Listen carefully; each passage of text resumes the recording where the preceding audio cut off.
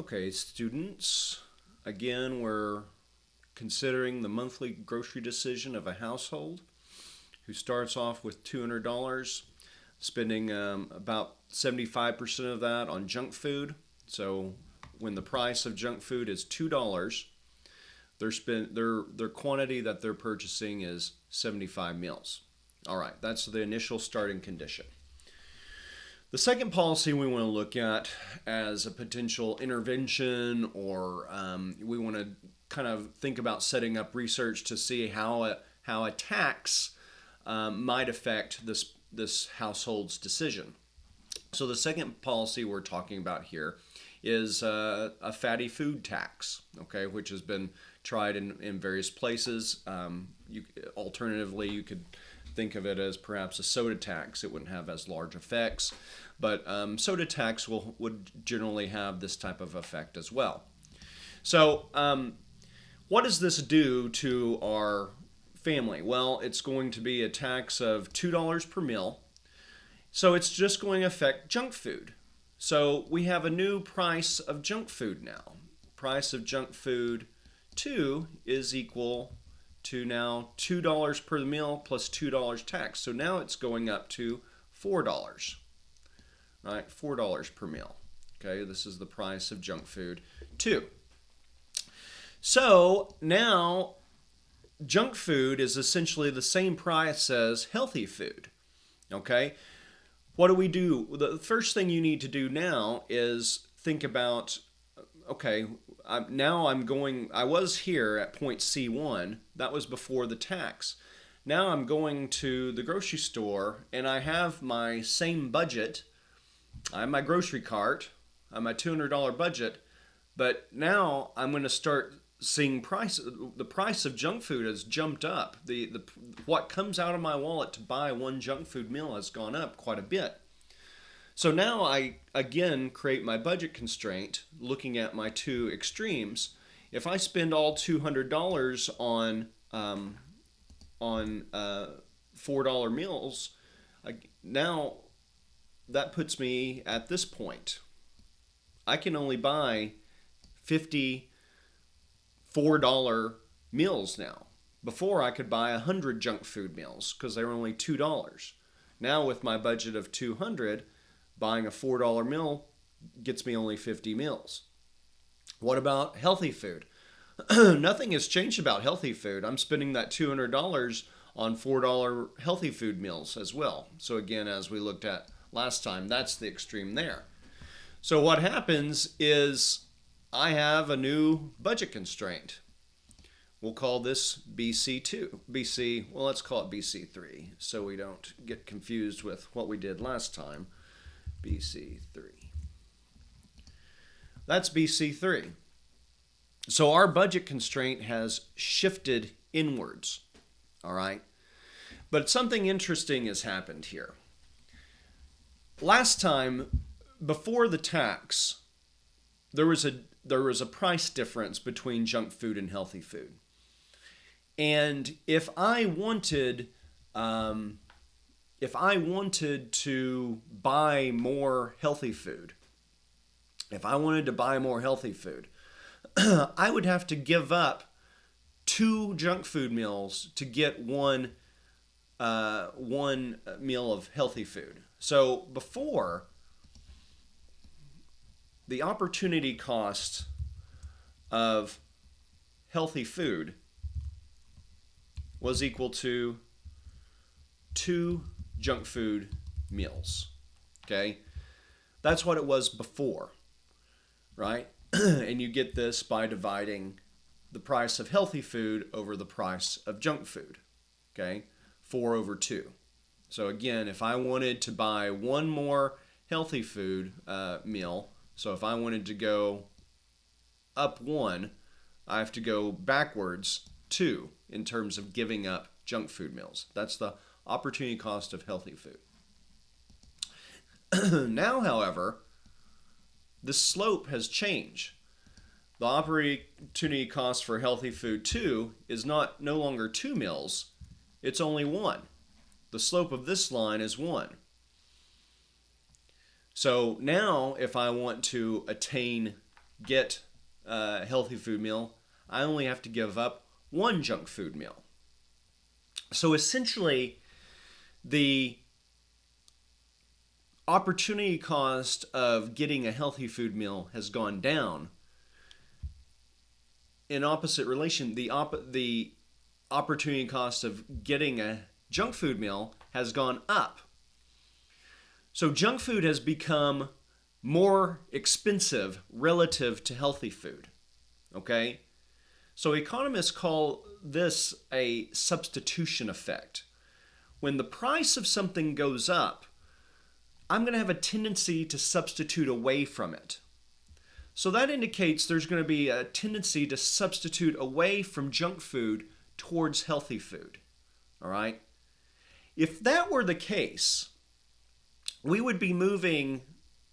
This is going to create more of an incentive to buy more healthy food and less junk food meal.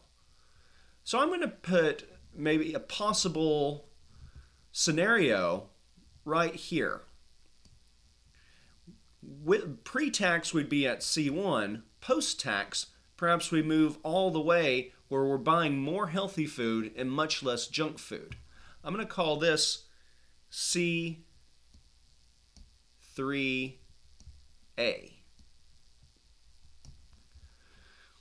That's going to have a strong substitution effect. If, however, in this, again, this would indicate preferences that are moving towards more healthy food. If, however, I am not swayed by that substitution effect, if I don't have preferences for healthy food, I may perhaps keep maybe my additional setup was more indicative of what I like to do. I could go perhaps this way. Maybe due to the tax, I want to minimize how much how much junk food I'm eating less. Maybe I'm still in a situation where I have to keep eating junk food. I'm going to call this situation C3B.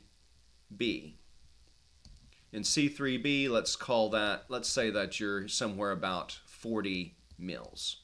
So that would give you 40 meals.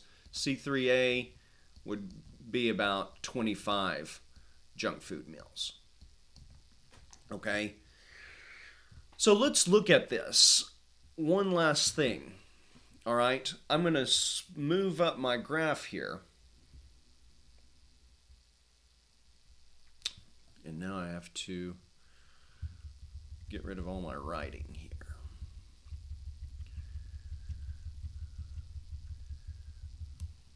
So C1A, at C1, the price of junk food, one, was equal to $2 per meal. And the quantity of junk food at point 1 was 75 meals. Okay? C3A, which I just showed, the price of junk food 2 is now $4. And the quantity that I dropped down to, this was the extreme one, was all the way down to 25 meals. All right? Now we want to shift our focus here. Let me see if I can make my focus better on this. Shift our focus here to, instead of looking at the quantity of healthy food versus the quantity of junk food, I want to look at the price of junk food versus the quantity of junk food. Because now we see our prices have changed. So our initial condition, which is equivalent to C1 above, is consuming 75 meals at $2 a meal. Okay? So the price, when the price of junk food was $2, I consumed 75 meals. I'm going to call this point C1 prime. After the shock of the cigarette tax, if I'm one of the households that had a more extreme change, then I'm moving all the way. The price is going up to $4, and I'm having this large change. to 25 meals. Let's call that point C3A prime. Okay? This movement here is what we call the demand curve. I'm going to call this D1 to 3A. Okay? This is the demand curve for that household. All right? Let's look instead at the other household, C1 to C3B. C1 to C3B. Okay? And I have the same setup here. We have the same initial starting conditions as before, right? This family was in the same boat. When the price of junk food was 2, they bought 75 meals, so they're starting off at C1 prime as well. Okay? But this family had a less extreme effect when their response to the tax was to keep on buying almost as much junk food as they could. So when the price of junk food rose to $4, the quantity of junk food they ate dropped to, say, 40. Okay? So that puts them about right here. When the price rises to 4, their jump is to 40. I'm going to call this C3B prime. This is their demand curve, 1 to 3B. The demand curve from 1 to 3B. Now, as we'll look at next time, now it may not look like too much of a difference to you, but it is quite a big one. This first family is lowering their junk food intake incredibly, okay? And not to say increasing their healthy food intake. The second family is doing it much less. Actually, the most that they could buy is 50. So most of this is this is due to an income effect. What's essentially going on is they're less poor, or they're poorer due to this tax. Now, what's the difference here is a difference in how elastic junk food is to that family. And again, you can see whether they do the one on the left or the one on the right is also indicative of their preferences and situations. So again, we do not know which one is going to be the case before the fact. But after the fact, you start to infer, you can start to get details about how families act and what their preferences actually are. So what's going on here? In this first case, we can say this has a stronger substitution effect, and families are moving towards more healthy food relative to junk food. Okay? This has a positive nutritional response.